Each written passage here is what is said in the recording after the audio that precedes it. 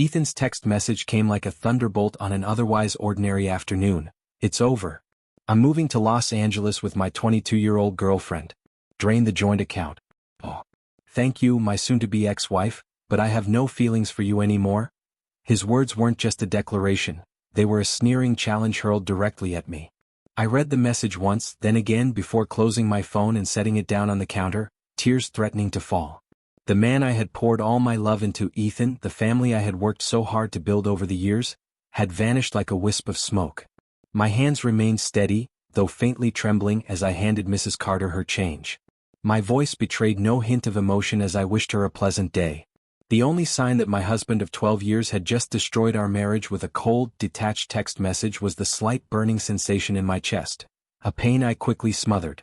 When Mrs. Carter left, her necklace neatly tucked into our signature gold wrapping paper, I finally allowed myself a response. Good luck. I was certain Ethan had imagined me crumpled on the boutique floor, shattered by his betrayal. He likely thought his dramatic departure would break me. But he didn't really know me. While he was packing bags for his glamorous escape, I calmly locked the boutique door and smiled to myself. The truth was, I had seen this coming. The late nights he claimed were for work, though his paycheck never reflected it. The sudden secrecy of his phone, now locked with a password he had never bothered using before.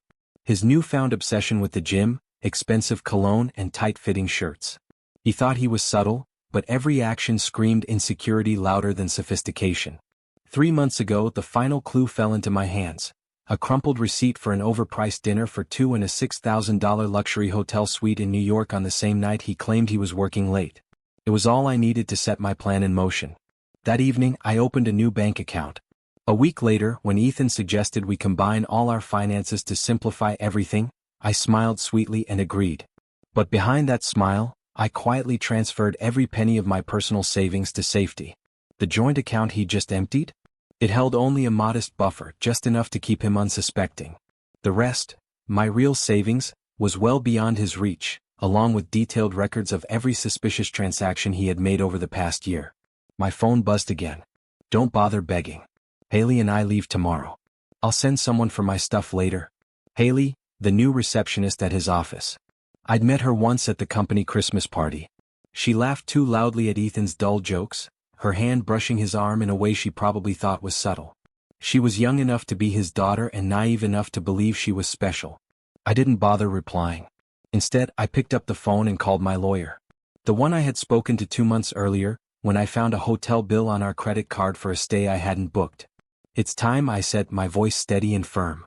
My lawyer didn't hesitate. The papers are ready. I'll file them first thing tomorrow. Should we have him served in Los Angeles? No rush, I replied. Let him think he's won first. Moments later, Ethan's smugness buzzed through in another text. I know this must be hard for you. After all, you're not getting any younger.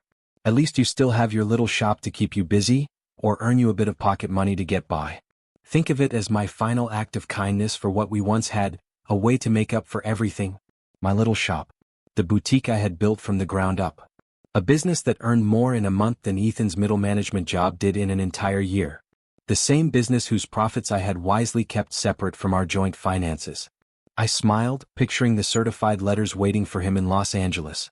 Let him enjoy his so-called victory for now. His moment of glory wouldn't last. That evening, I spent time in what was now just my house, the home I had inherited from my grandmother. Ethan had spent years trying to convince me to add his name to the deed, but something in my gut always told me not to. It was one of many instincts that had served me well. As I organized the paperwork my lawyer would need, I came across our wedding album. I paused for a moment, flipping through its pages. Tears threatened to fall as memories came rushing back. Ethan had looked so different back then, young, vibrant. We had met during a ski trip, and I had been drawn to his blonde hair and the charming smile that revealed a crooked tooth. That was before his midlife crisis turned him into a caricature of himself. Now he wore shirts that clung awkwardly to his softening middle, tried too hard to bond with people half his age, and used slang that sounded ridiculous coming from a 45-year-old man. Ethan thought he understood everything, but he didn't realize that he wasn't just playing his game, he was playing mine. My phone kept buzzing, each message from him dripping with condescension. I've been planning this for months. Haley understands me in ways you never could. You'll be fine, maybe you'll find someone closer to your age. I've already told my family and they agree, we've just grown apart. It's nobody's fault. I calmly screenshotted each one, adding them to the growing evidence folder on my phone. Let him dig his own grave. My lawyer would surely enjoy these smug admissions of deliberate betrayal. But the next text made me pause, not with sadness but with the sharp edge of opportunity. By the way, I used the joint card to book our flights and hotel. Consider it my parting gift. Oh, perfect. I immediately called the credit card company. This is Mrs. Williams, I said, my voice steady but firm. I need to report fraudulent charges and cancel a card. Of course, ma'am, the representative replied. Can you identify the charges? 2 first-class tickets to Los Angeles, booked today, and a hotel reservation at Lux Resort, I said. Oh, and I'd like to remove my husband as an authorized user on the account. Do you have documentation of the fraud? I have text messages from my husband, admitting to using our joint card to fund travel with his girlfriend after draining our bank account. I'm happy to forward them to you. There was a brief pause on the other end of the line, and I could almost hear the satisfaction in her voice as she said, Understood, ma'am. Those charges have been canceled. Is there anything else I can assist you with? No, thank you. That will do for now. I hung up, already imagining the scene at the airport tomorrow. Ethan and Haley, bags packed for their romantic getaway, discovering their first-class tickets were invalid and their luxury hotel reservation had been canceled. My phone buzzed again. Ethan, still oblivious to the storm about to hit, thought he had won. But he didn't know the game had only just begun, and he was utterly outmatched. Don't worry about the house, I'll let you stay there until you find something smaller. I actually laughed out loud. Did Ethan genuinely believe he had any claim to my grandmother's house? The very house she had left to me with my name alone on the deed? His ego must have inflated to such absurd proportions that he forgot such a simple fact. My phone buzzed again. I know that little shop means a lot to you. We can negotiate a fair payment for your share. My share? My share of the business I had built from nothing? The business I had poured my heart into, grown and nurtured, while he dismissed my long hours as a mere hobby? His audacity was almost laughable. I poured myself a glass of the good wine I had been saving for a special occasion. Tonight qualified. Tomorrow Ethan would learn a valuable lesson about property law and separate assets. But tonight, I allowed myself to savor the quiet and plan the next chapter of my life. The next morning began with a storm of angry texts from Ethan. What did you do to our credit card? The airline won't honor our tickets. The hotel canceled our reservation. Answer me. I silenced my phone, letting his desperation simmer in silence, and headed to my boutique. It was Friday, the busiest day of the week, and a shipment of designer handbags had just arrived. Life doesn't stop just because your husband runs off with a receptionist young enough to call him sir. Around noon my phone rang. It was Ethan's mother, Barbara. Lisa, dear, she began in the syrupy tone she always used before dropping a bombshell. Ethan told us everything. He said you were too controlling. That you drove him away. He claims you're being vindictive, causing all these problems with his travel plans. I put her on speakerphone as I arranged a window display, carefully positioning each handbag against a backdrop of elegant lighting. Did he mention emptying our joint account? I asked, not pausing my work. Or using our credit card to book flights and a hotel for him and his girlfriend? A long silence followed. Then Barbara cleared her throat awkwardly. Well, he said you left him no choice. That you've been cold and distant. Barbara, I interrupted, keeping my tone polite but firm, I have the texts. Would you like me to read them to you? The one where he brags about taking our money? Or perhaps the one where he mocks my age? Another long silence followed. He was a bit cruel, she finally admitted, her voice hesitant. I told him that message was inappropriate. I really appreciate this call, Barbara, I said, returning to my work. But I think it's best if we end this conversation here. My lawyer has advised limiting contact with Ethan's family during the proceedings. Oh, I understand, she mumbled. Goodbye, Barbara. I hung up and stepped back to admire the window display. Outside, customers had already begun gathering, drawn by the promise of something new and exciting. That's life. It keeps moving forward even when people like Ethan try to drag you back. Would you like me to read them to you, Barbara? I asked evenly. The one where he bragged about taking our money? Or maybe the one where he mocked my age? Another awkward pause followed. He was a bit cruel, she finally admitted, her voice faltering. I told him that message was inappropriate. I really appreciate this call, I said, calm and measured. I've always respected you, Barbara, but I think it's best if we end this conversation here. My lawyer has advised minimal contact with Ethan's family during the legal process. Legal process? She repeated, sounding surprised. It's already in motion. Goodbye, Barbara. By late afternoon, word began to spread through mutual acquaintances. Apparently, Ethan and Haley were stuck at a budget motel near the airport. Their grand Miami getaway had fallen apart. Ethan had tried using his personal credit cards, only to discover what I had long known: they had been maxed out for months. Yet another red flag I had noted and filed away long before this all began. My phone buzzed with a call from my lawyer, her voice brimming with confidence. The emergency hearing is set for Monday. With his admission of draining the joint account and the documented credit card fraud, we're in a strong position to freeze any remaining assets. Has he been served yet? I asked. Not yet, she replied. But he'll receive the papers at his shiny new motel address. There was a light chuckle on the line before she continued. Oh, and by the way, his girlfriend's social media is proving to be a goldmine. She's been posting updates all day about their adventure, including a few unflattering comments about you. I couldn't help but laugh. Haley's oversharing was turning into an unexpected gift. Meanwhile, I reviewed the meticulously gathered documents. A year's worth of hotel receipts, suspicious expenses, and text messages that painted a vivid picture of Ethan's betrayal. He had been so consumed by the thrill of his so-called escape that it never occurred to him I might be watching, waiting, preparing. My phone buzzed again, another message from Ethan. You think you're so clever, but I've copied all the financial records for the boutique. Half that business is mine. I forwarded the message to my lawyer with a note. Add this to the file. Let Ethan keep trying. The harder he pushed, the deeper he buried himself. He had spent months underestimating me, and now the game was turning against him in ways he could never have imagined. I sent Ethan's petty text to my lawyer, adding it to the growing list of his mistakes. Let him learn the hard way about separate assets and business ownership. Sometimes the best revenge isn't about yelling or scheming, it's about being prepared. The emergency hearing on Monday was everything I had hoped for. Ethan arrived in what he probably thought was a power outfit. Designer jeans too tight for his age and a blazer that screamed midlife crisis. Outside, Haley waited, her youth glaringly out of place under the harsh courthouse lighting. Inside, my lawyer presented the case with calm precision. Piece by piece, the evidence was laid out. Ethan's smug text about draining our account, the fraudulent charges on our credit card, and the meticulous documentation of his hidden expenses. It was a story built on months of quiet observation and careful preparation. Ethan's hastily hired lawyer fumbled through his argument. My client admits to some rash decisions, he began, but Mrs. Williams' actions have been vindictive and calculating. Calculating? My lawyer repeated sharply. You mean prudent?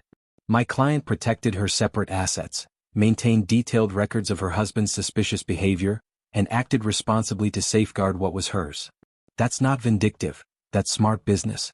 The judge leaned forward, carefully reviewing the evidence. The property deed for my house, clearly in my name alone. The boutique's incorporation documents, filed years before Ethan ever tried to claim ownership. And the clear separation between personal and business finances that Ethan had once mocked as obsessive. Ethan's arrogance had led him to believe he could win, but the meticulous preparation he dismissed was now dismantling his case piece by piece. Mr. Williams, the judge addressed Ethan directly, his tone stern and unimpressed. You admitted via text message to deliberately draining the joint account and using the shared credit card to fund a trip with your girlfriend. Do you deny this? Ethan fidgeted in his seat, his self-assurance beginning to crumble. I was just trying to make a clean break. By committing financial fraud? The judge asked, raising an eyebrow. Ethan faltered, unable to form a response. And now, the judge continued, you're claiming rights to property that has been clearly proven to be separate from marital assets. Do you have any evidence to support your claim? Ethan's lawyer stammered something about contributions during the marriage, but it was clear the case was falling apart. I watched Ethan's face as reality began to sink in. He had thought he had orchestrated a flawless escape, but he had underestimated me at every step. The judge's decision came swiftly and decisively. Ethan had dug his own grave, and now he was standing in it, with no way out but to face the consequences of his arrogance. Sometimes the greatest victories don't require any act of revenge, just the steady strength of preparation and persistence. Ethan's lawyer made one final, desperate attempt to argue his case. The business grew during the marriage. My client is entitled to a share of it. My lawyer didn't miss a beat. The business was established before the marriage, she interjected smoothly. And Mrs. Williams has consistently maintained a strict separation between personal and business finances. We have detailed documentation of every dollar invested and earned. I watched Ethan's face as the truth became undeniable. This wasn't the easy victory he had envisioned. He had thought he could drain our joint account, run off with Haley, and claim half of my business in the divorce. He had never understood why I insisted on keeping things separate or why I meticulously documented every detail. He mocked my diligence as obsessive, but now it was the very thing that protected me. The judge's decisive voice echoed through the room. The court finds sufficient evidence of financial misconduct. All shared assets will be frozen until the final ruling. Mr. Williams is ordered to return any funds withdrawn from the joint account within 24 hours. Ethan's face flushed red as he sputtered, "But the money's gone. We spent it on? Then I suggest you find a way to replace it," the judge replied sharply, leaving no room for argument. In that moment it became clear, Ethan had underestimated everything, me, my preparation, and the power of meticulous planning. His fantasy of triumph was nothing more than a delusion, and now he was facing the harsh reality he had brought upon himself. Ethan's face turned bright red. "But the money's gone," he protested. We spent it on? Then I suggest you find a way to replace it," the judge interrupted sharply.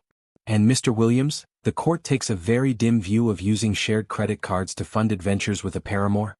Outside the courthouse, as I descended the steps, I heard Haley's voice.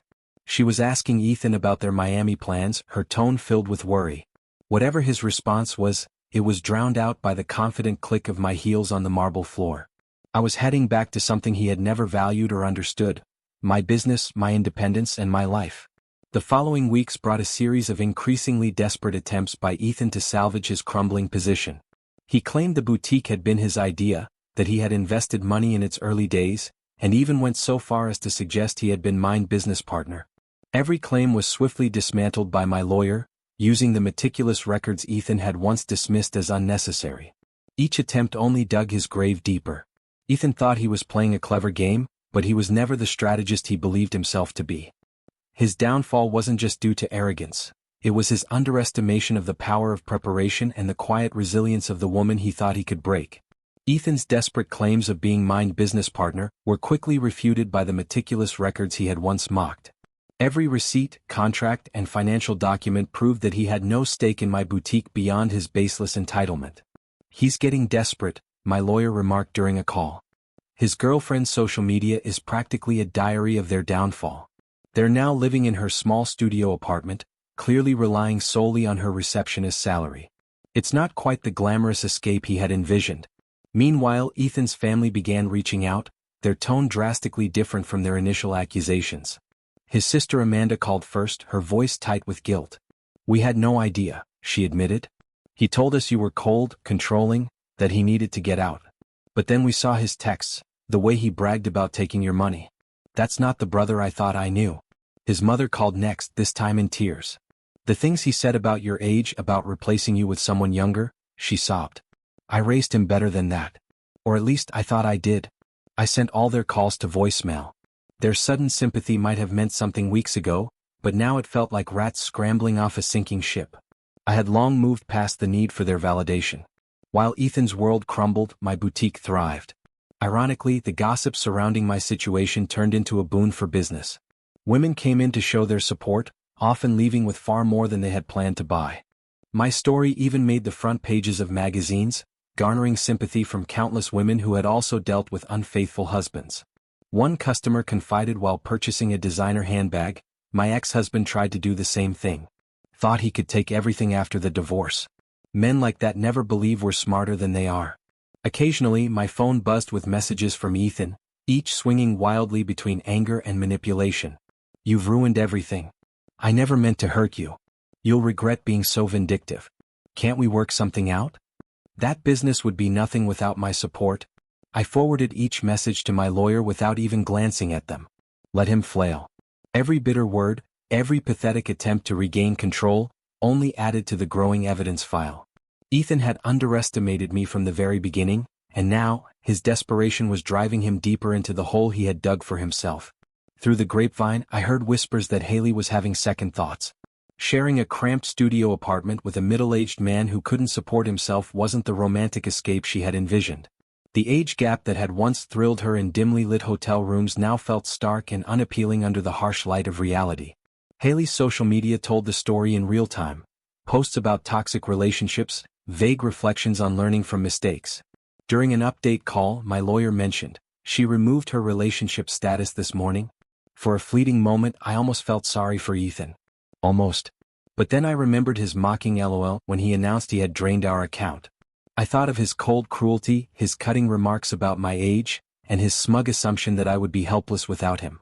Instead of pity, I felt something entirely different: pride. Pride in my foresight. Pride in my quiet strength. And pride in my ability to protect myself when he underestimated me at every turn. The final hearing painted a drastically different picture from the triumphant fantasy Ethan had likely envisioned. His swagger was gone, replaced by barely concealed anxiety. Haley was also absent, seemingly having moved on to a co-worker closer to her age. Ethan arrived in old clothes, his designer wardrobe conspicuously missing, likely returned to offset some of the money he had drained from our joint account. His lawyer looked exhausted, probably from combing through my detailed records without finding a single loophole. "Your Honor," Ethan's lawyer began, making one last desperate argument. Even with documentation of separate assets, my client contributed to the growth of his wife's business, through moral support. Moral support?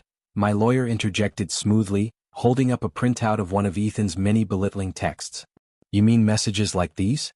The ones where he mocked her business as a hobby and called it a little shop? That's his idea of moral support?" Ethan squirmed uncomfortably in his seat, his eyes avoiding the judge's stern gaze. This was the moment when everything fell apart for him. The reality he had refused to face was now glaringly obvious. His so-called victory had been nothing more than a series of bad decisions, and all he had achieved was ensuring his own downfall. As I watched him struggle, I realized I wasn't just proud of surviving this ordeal. I was proud of the person I had become, stronger, wiser, and completely free of him. The judge's expression grew more serious as he reviewed the final pieces of evidence. Ethan's arrogance, his mocking text referring to my boutique as a little shop and a hobby, were the final nails in his coffin. The ruling came swiftly, decisively, and exactly as I had hoped. The final settlement reflected months of meticulous preparation on my part. I retained the house, the business, and all of my separate assets. Ethan, on the other hand, was left with his personal belongings and his car, a vehicle worth less than the debt he still owed on it. As we left the courthouse, Ethan's bitterness spilled over. "You've destroyed me," he hissed, his voice dripping with resentment. "Now I have to move back in with my elderly parents, who are 80 years old, need care, and live in a tiny shack by the river." I stopped and turned to him, calm but firm. "No, Ethan, you destroyed yourself. I just made sure you couldn't drag me down with you." Sure enough, his mother was waiting outside, ready to drive him to his new home, his childhood bedroom. The irony wasn't lost on anyone. The man who had mocked my age, belittled my success, now had to live with his parents at 45, while I continued to thrive, running the successful business he had always dismissed. "You planned all of this from the start," he accused, his voice tinged with desperation. "You knew this would happen." "No, Ethan," I replied, meeting his gaze without flinching. "I just paid attention. And unlike you, I understood the value of keeping detailed records." His mother stepped between us and delivered a resounding slap to Ethan's face, her voice trembling with anger. "That's enough, Ethan. You've embarrassed yourself enough already." As they walked away, I caught snippets of her scolding him. "Honestly, what were you thinking? A 20-year-old? Draining the bank account? Sending those awful texts?" I stood there for a moment, watching them disappear into the parking lot. But instead of anger or triumph, I felt only relief. Ethan thought his cruel text would be the final chapter of our story. Instead, it had simply set in motion the plans I had so carefully prepared. When I returned to my car, my phone buzzed, not with manipulative messages from Ethan, but with notifications from my boutique's website. New orders were pouring in. Life was moving forward, just not in the direction Ethan had imagined. Many people had read my story in magazines, and the overwhelming support for how I handled the situation translated into a surge of sales. Customers flocked to support me, helping my business grow stronger than ever. 6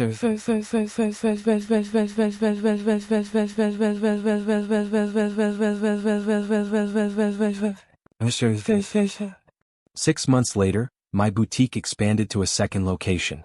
The business was thriving, a testament to the resilience and foresight Ethan had so profoundly underestimated. While he languished at his parents' house, lamenting his shattered plans, I was building something bigger, better, and entirely my own. His text had been meant as an ending. But for me it was only the beginning. The second location of my boutique opened its doors, and I couldn't help but notice the irony. While Ethan struggled to piece together the remnants of his life, the little shops he had once mocked was flourishing. I hired 3 new employees, and our newly launched online store was rapidly gaining national attention. Ethan's downfall wasn't my revenge. It was simply the inevitable consequence of underestimating me. Meanwhile, whispers of Ethan's downfall reached me through mutual acquaintances. He had tried joining dating apps, but women his age weren't interested in a middle-aged man living with his parents. Younger women who had heard about his reputation through office gossip also kept their distance. Apparently, Haley had shared screenshots of his desperate texts trying to win her back after she left him. His career fared no better. The HR department at his company had launched an investigation into his relationship with Haley, resulting in an official reprimand.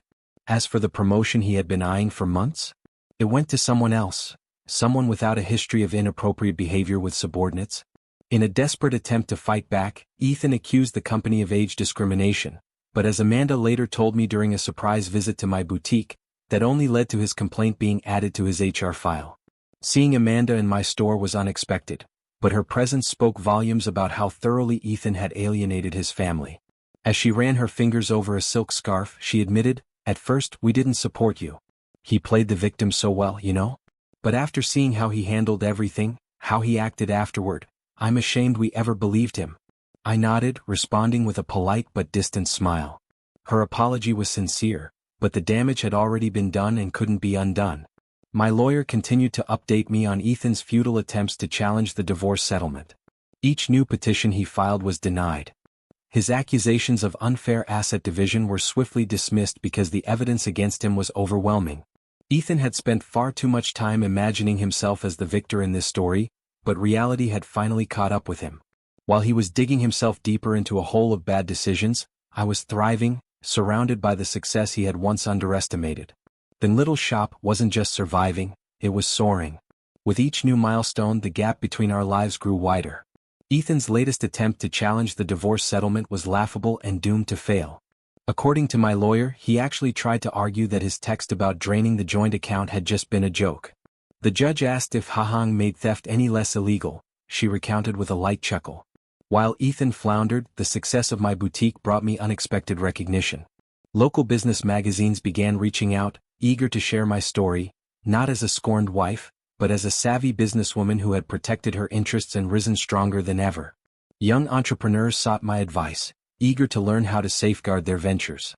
"The best protection is preparation," I told a young woman who reminded me of Haley.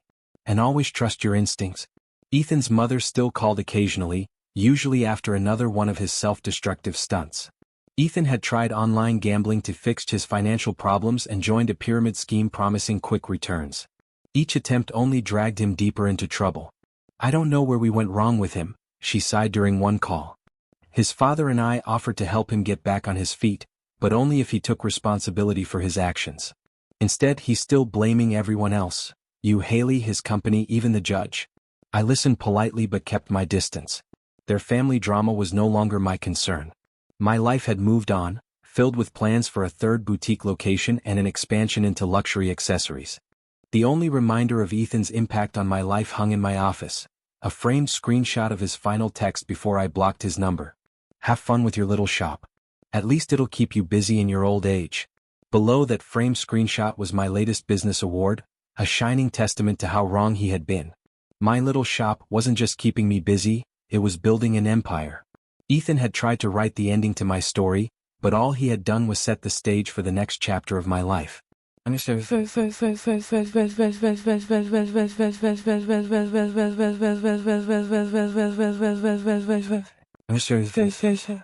One year after the divorce, I hosted the grand opening of my third boutique. The event drew local media attention, but the story they wanted to tell wasn't about my failed marriage. It was about a businesswoman expanding her brand and achieving new milestones. Ethan's betrayal had become nothing more than a footnote in a much larger story, my resilience and triumph. During the event, an unexpected guest appeared, Haley. She looked younger than ever, or perhaps I just felt so much stronger. She shifted awkwardly, clutching her bag as if it could shield her. "I owe you an apology," she said softly, avoiding my gaze. I looked up from arranging a display of sunglasses. "For what?" "For believing him," she admitted, her voice faltering.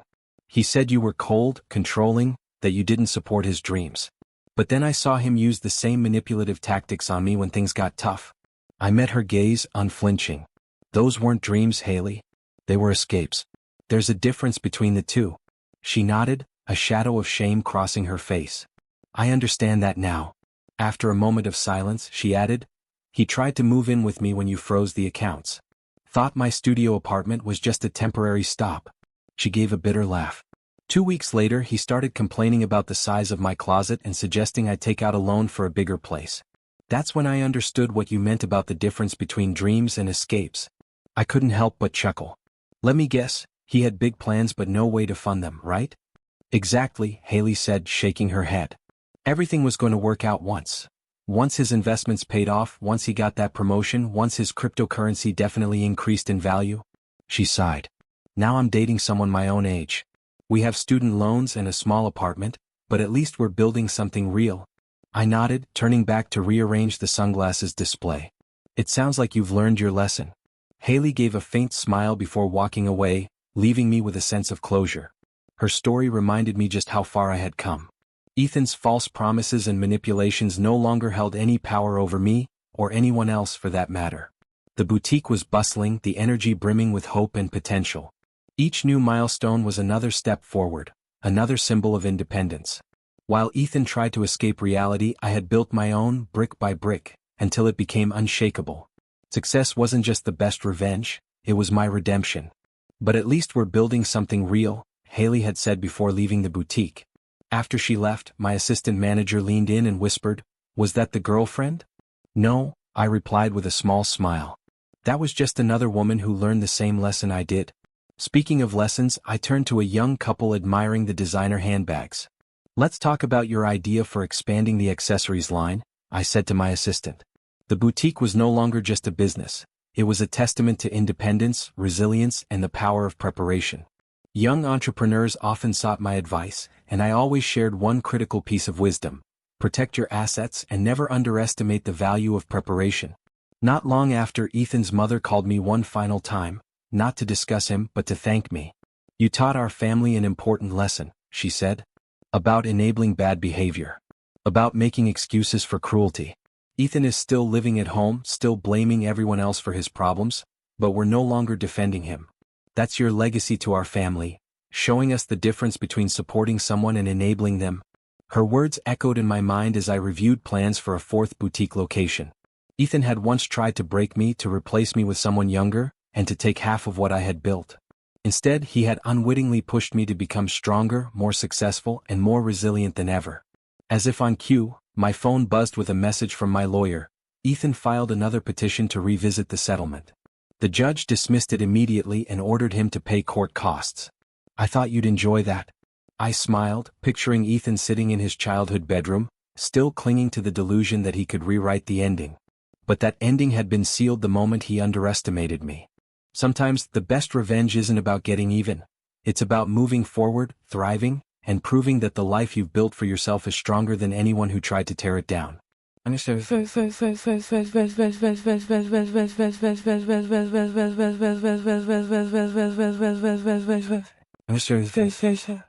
2 years after Ethan's cruel text, I received an invitation to speak at a women's business conference.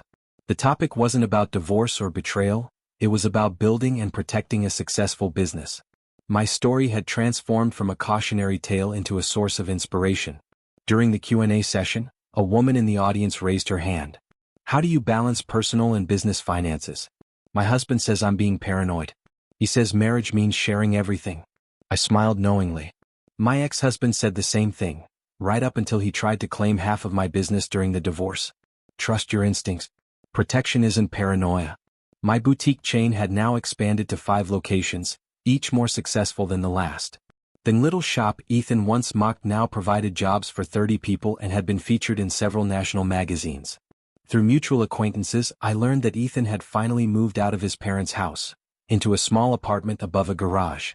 After his former company downsized and eliminated his position, he was forced to take a lower-paying job.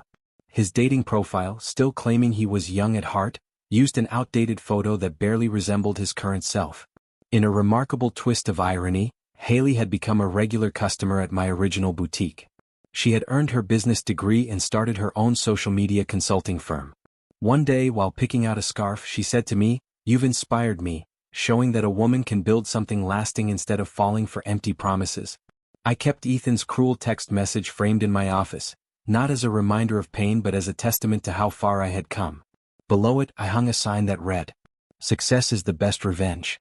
At this point, I no longer felt the need to prove anything to Ethan. What mattered more was proving to myself, and to other women who had ever doubted their strength, that overcoming adversity wasn't just possible. It was inevitable when you trusted your instincts, protected your dreams, and refused to let anyone else define your worth. At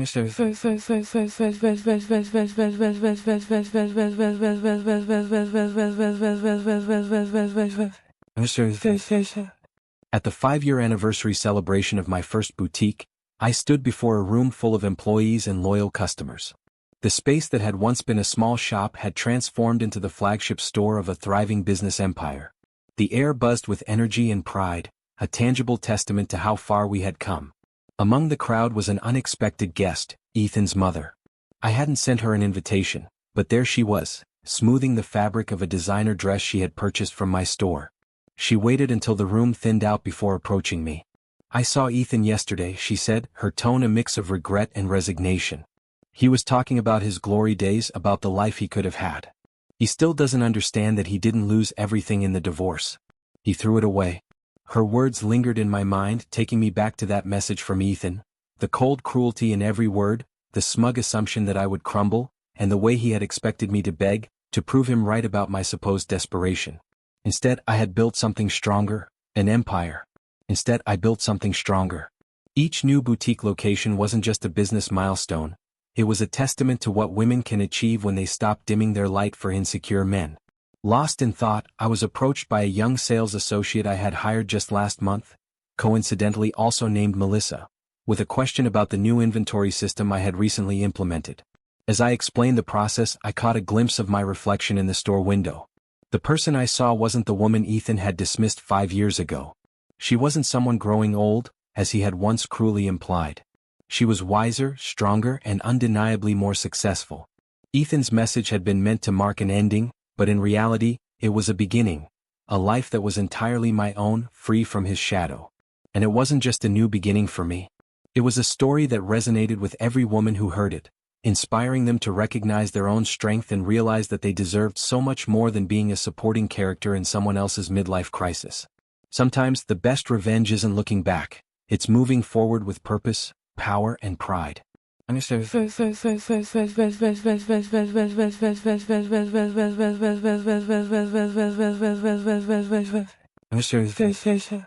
After a long time since divorcing Ethan, I finally felt emotionally stable. But no matter how strong a woman is, there are moments of loneliness and vulnerability.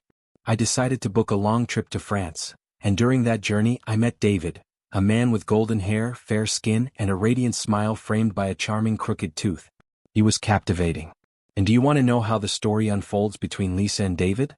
Leave a comment below sharing the ending you imagine or hope for. Don't forget to subscribe to Soul Deep Stories to hear the incredible continuation of this story in part 2.